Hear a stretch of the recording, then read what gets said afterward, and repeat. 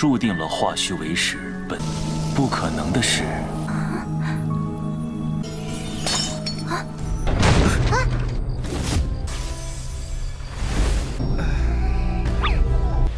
不必了。海伦因当年一人战七宗，随你信不信。你师傅的师傅走之前。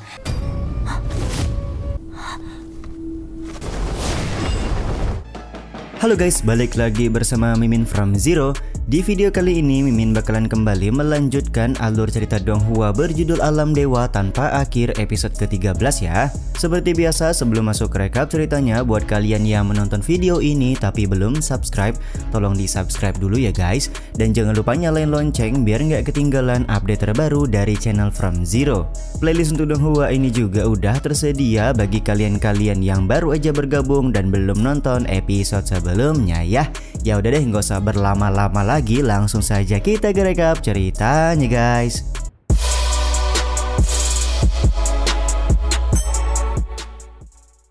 Di akhir episode yang lalu, King Lihan berhasil membunuh Penatua Chen dalam pertarungan hidup dan mati di depan pavilion Bafang. King Lihan juga memberikan peringatan kepada 3 orang penatua untuk tidak mengganggu urusannya lagi selama berada di puncak angin dingin. Episode 13 kali ini pun dimulai dengan flashback 7 tahun yang lalu, di mana memperlihatkan Lang Huan sedang berlatih bersama dengan gurunya yaitu Zhu Yixing.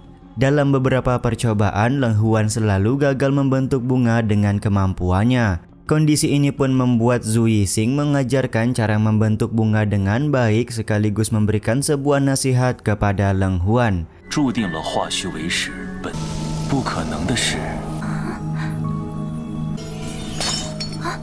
Ketika sedang berbicara dengan Zhu Yixing, tiba-tiba saja Lang Huan mendengar sebuah pecahan gelas. Dia pun lekas tersadar dari bayangan masa lalu dan mendapati pecahan gelas tersebut berasal dari kamar yang Lihan tempati.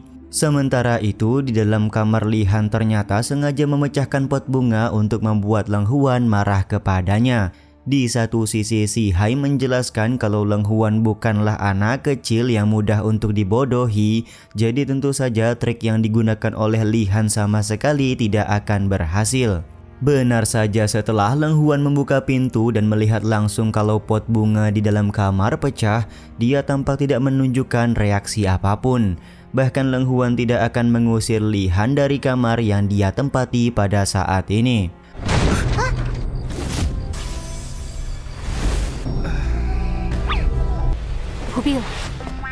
Sontak hal ini pun membuat Rubah Kecil dan Lihan sangat kaget. Mereka berdua tidak menyangka kalau Lang Huan sama sekali tidak menunjukkan reaksi impulsif setelah barang di dalam kamar ada yang rusak.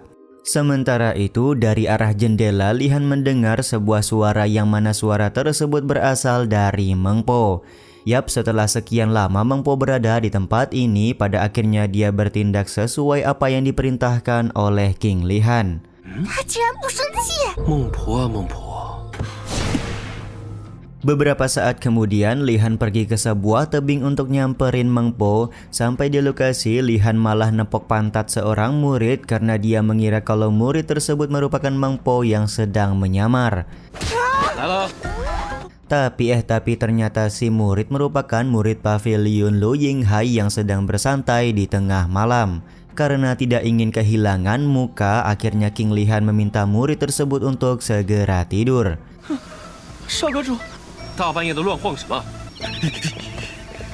Tak lama kemudian Meng Po datang ke hadapan Lihan sembari berkata kalau hubungan mereka sepertinya sudah memudar karena Lihan tidak bisa mengenalinya dengan baik. King Lihan pun meminta Meng Po untuk tidak banyak bacot dan melaporkan apa yang sudah dilakukannya beberapa hari terakhir. Meng Po pun menjelaskan masalah harta karun sebenarnya sudah tidak penting lagi karena yang terpenting sekarang adalah kompetisi besar 7 puncak akan segera dilaksanakan 3 hari lagi.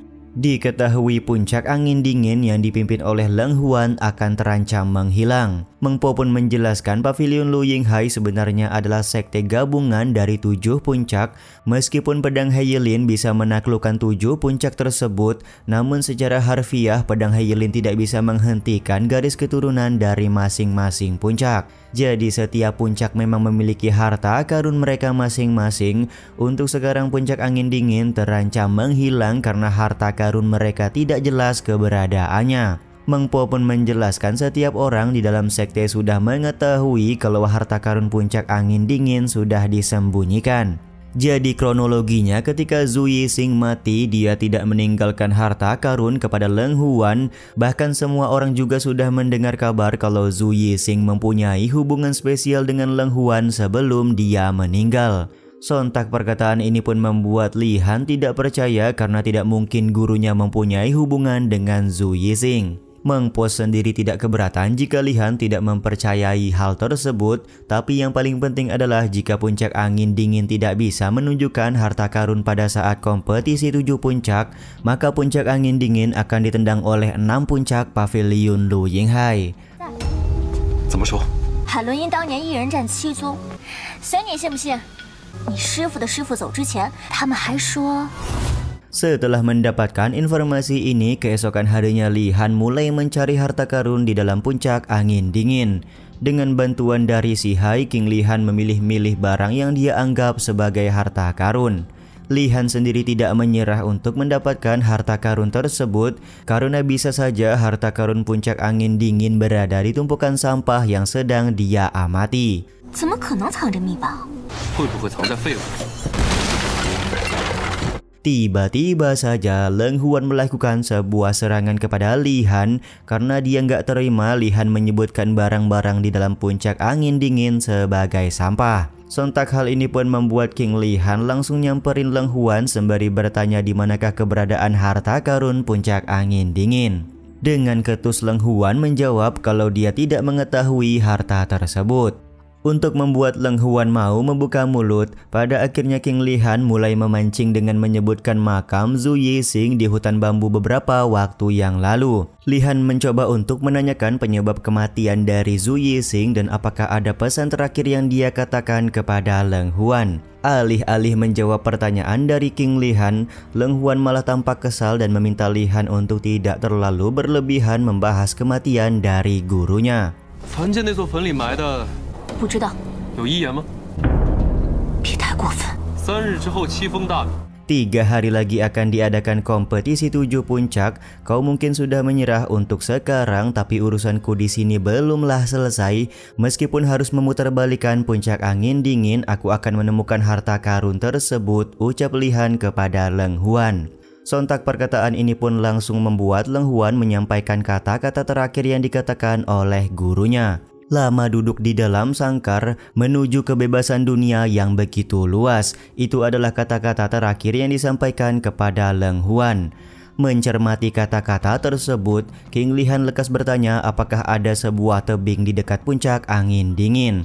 Dan yap, ternyata memang benar ada sebuah tebing di mana Leng Huan langsung membawa Li Han untuk menuju tebing tersebut. 我也一定会把秘宝找出来。溃不天地库， 这儿有悬崖吗？ Ketika sudah sampai di tepian tebing, Leng Huan bertanya apa yang sebenarnya diinginkan oleh King Li Han dengan pergi ke tebing ini. Li Han pun kemudian melemparkan sebuah batu ke jurang tebing sambil tersenyum karena dia menyadari sesuatu hal.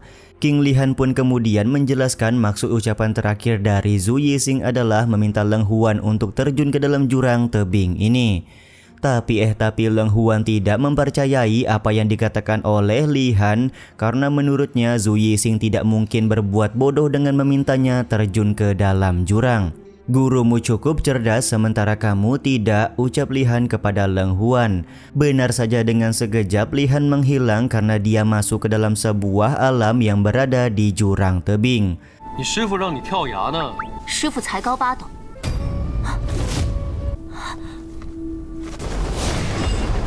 Tanpa ragu King Li Han juga langsung menarik Leng Huan untuk masuk ke dalam alam tersebut dan mendapati kalau alam yang mereka masuki merupakan puncak angin dingin yang sebenarnya.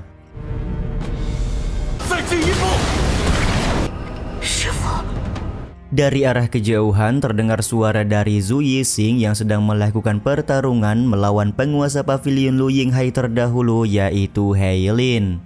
terdengarnya suara dari Zhu Yixing di telinga Leng Huan ini juga sekaligus menutup episode 13 kali ini ya guys.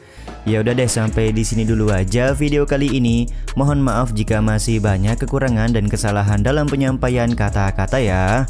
Terima kasih untuk kalian yang udah pada nonton dan jangan lupa subscribe serta nyalain loncengnya ya guys. Mimin selaku penulis narasi, tukang voice over dan tukang edit video pamit undur diri. Salam hangat, see you in the next video. Bye bye guys, see you next week.